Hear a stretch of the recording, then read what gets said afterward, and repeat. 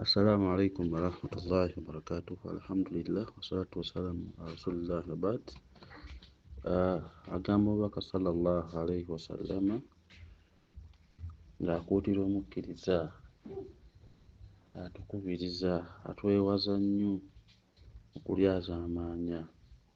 Saatugamba nti mutye nnyo okukoowoola kw'omuntu aba alyaza amaanyiziddwa, kubanga okukoowoola okwo kutuukira ddala mpaka ku bire amakulu mu ggulu.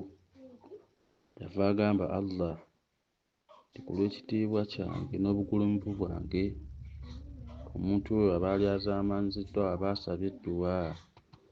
Allah agamba nti ku lw'ekitiibwa kyange n'obugulumivu bwange nja kubeera nti nkutaasiza ddala newankubadde nga wayiseewo akadde katono nnyo.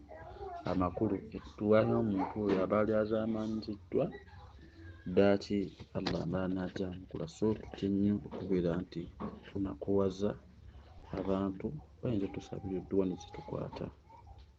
Barakallahu fiikum.